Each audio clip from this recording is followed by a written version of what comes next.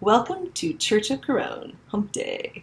So some people were saying, we can't see your eyes, we want to see your eyes.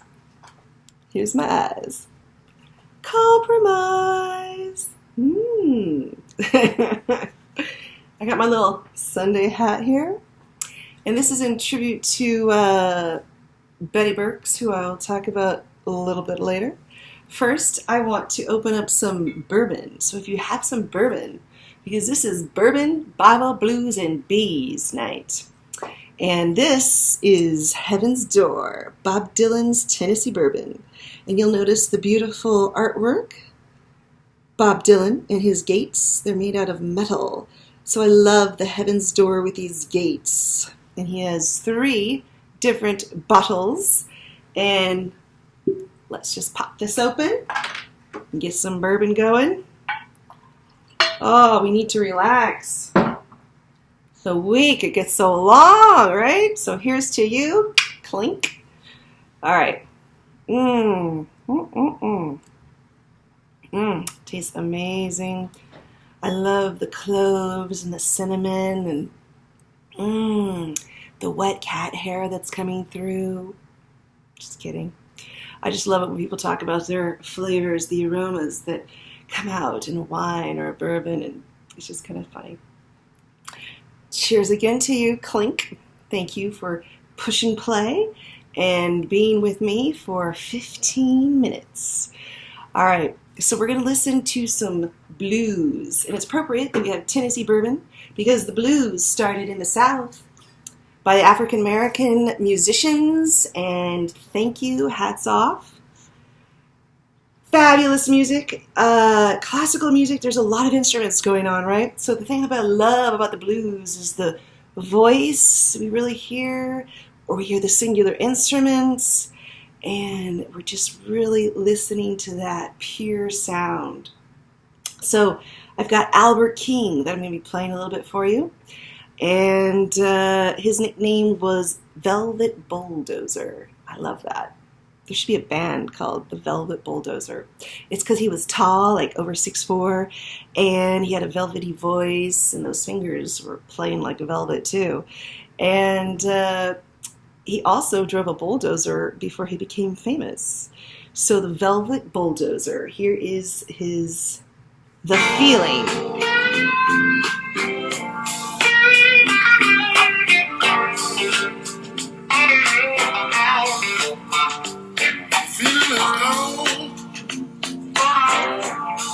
Here's the keys to your door. Oh, the feeling is gone away. Here's the key to your door. Oh, I got to leave you, woman. I can't take no more.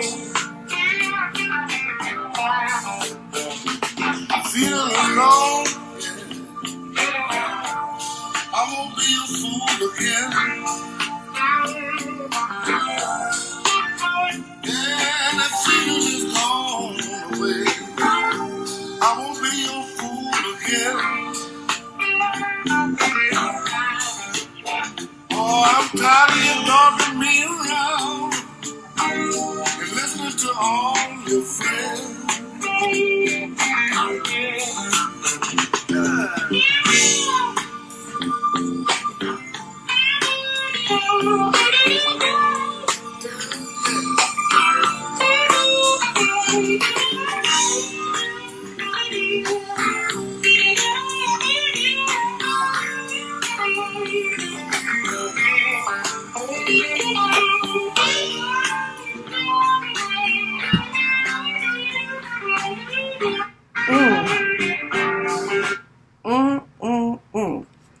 Albert King. Gotta love it.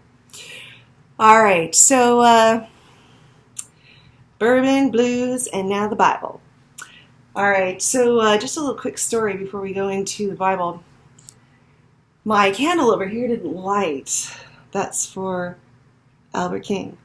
And this candle over here is for Betty Burks, another alliteration with our Bourbon, Bible, Blues, and Bees. And Betty Burks, She was my mother's friend when I was younger. She was an opera singer and played the piano. She was very flamboyant when she walked into a room, even into her elder years. Heads would turn, right? Because her vibe and her spirit, larger than life. And so I remember being at her house, and she loved to cook. And she was telling me that everything tastes better with bourbon. So she'd put bourbon in the salad, bourbon in the meat, bourbon in the dessert. And of course, she'd be drinking bourbon as she was doing it. We might call that an alcoholic today, but she was also a church lady. She liked to go to church. That's my little church hat here. And you can only imagine, I am sure, some of those church people. Ooh, giving her that stink eye. But here's to Albert King and Betty Burks. Clink. Here's to you. All right. So, going to read from the Bible, from John. Lots of books in the Bible. Old Testament, New Testament.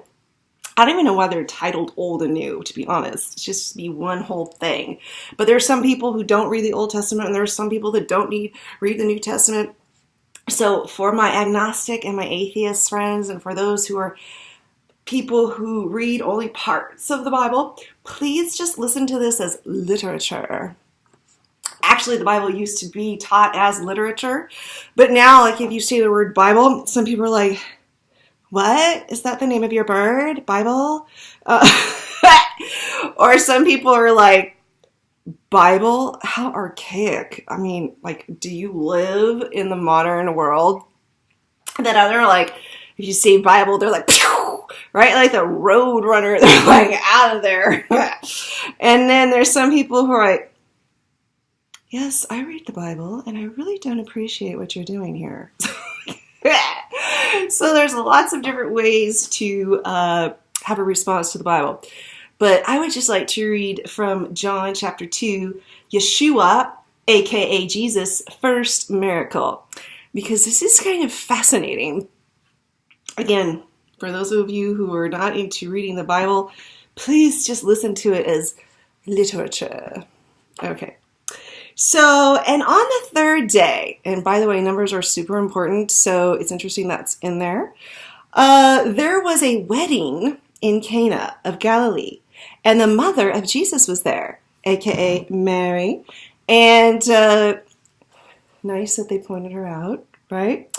So, and Yeshua also was invited with his homeboys, his disciples, right? Okay.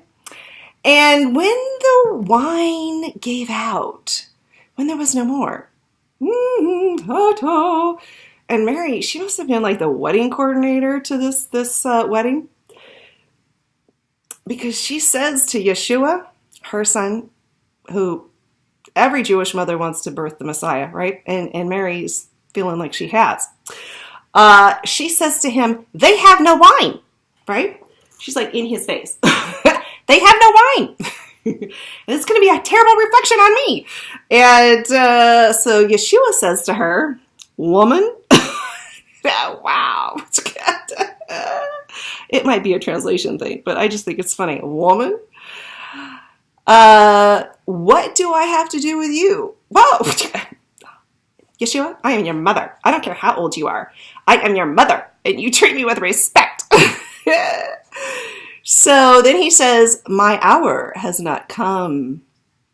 But his mother, she's like, okay, this is the young man who says no, and he really means yes.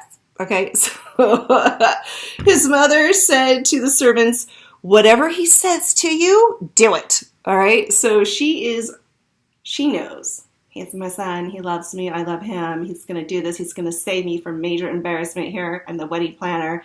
We cannot run out of wine at a wedding. Disaster, right? So there were 6 stone water pots set there for the Jewish custom of purification, containing 20 to 30 gallons each. Okay, let's just put this in perspective. A half a keg when you go get some booze for a party is 15 gallons. Okay, these are 30 gallons each, and there's 6 of them. That means there's 180 gallons that we're dealing with here. Woo! I'm not writing this. This is right here. Okay? And Jesus said to them, fill the water pots with water. And they filled them up to the brim. I love that. And Yeshua said to them, draw some out now and take it to the head waiter. And they took it to him. And when the head waiter tasted the water, which had become wine, and did not know where it came from, but the servants who had drawn the water knew, the head waiter called the bridegroom. It's like, dude, a little lesson here on how you should handle this. You never give the best wine first. You always give the cheap wine. Then when everyone is, no, that's not right, sorry. You give the best wine first. Sorry, retracting, rewinding. You give the best wine first. And then the cheap wine, obviously, right? Because then, people are enjoying it. They haven't had a lot to drink. And then they're so drunk, then they don't care, So it could be cheap wine and they think it's amazing, right? So, of course, the bridegroom, then finds out what has happened and that this is a miracle. And so I love this. I love this passage because it has a lot to do with so many different aspects of Yeshua, his relationship to his mother, his saying no and then saying yes and doing something, and then making the best, right? That's what's so amazing. Even at that point, he is making the best alcohol. And we should all be doing our best at whatever we're good at, whatever we do, right? We should all be trying to do the best that we can. And I just love the fact that Yeshua was celebrating this wedding of love and his first miracle being at a wedding and being with alcohol. Now, this is funny because I have listened to some people who have said that that was not alcohol, that was not wine, that was grape juice. And so I'm like, wow, okay. Sometimes you have conversations with people and you're just kind of going with it and you're like, yeah, right. Okay. And then afterwards you're thinking, what just said there? What wine? Okay. Excuse me. What wedding have you been to where they served only grape juice? Let's just think about that for a moment. Let's meditate on that. Have you ever been to a wedding that has served grape juice? And then at this wedding, if there was just grape juice, they're like drinking so much of it. And then they want more. And then Yeshua's making like the best grape juice. I didn't know. Is there a level of grape juice? If there is, please tell me. All right. So behind me is Sinead O'Connor as the Pope. And I did this quite a few years ago, but as a woman, I'm like, I would love to see a woman Pope. Yes. Just as we would like to see a woman President, I would like to see a woman Pope. And actually, if you Google Sinead O'Connor, she actually has become a priest in the Catholic faith, and it's a little offshoot, of course. But remember, she's the one that ripped the photo of the Pope, the then Pope, and she did so because she was really fed up and really angry that the child pedophilia that was happening, and she knew about it in Ireland. Many people did. That Pope wasn't doing anything about it, and it made her really angry. So she ripped his face on TV. She later apologized for it. But now we can see it has all come out. And what if Sinead were the Pope? I think if she had been the Pope, we wouldn't have had all of the sexual impropriety with the priests, with the little boys, right? She would have put a stop to that. So interesting to think about. All right, so bees. I am dressed in yellow and black, and we need to support the bees.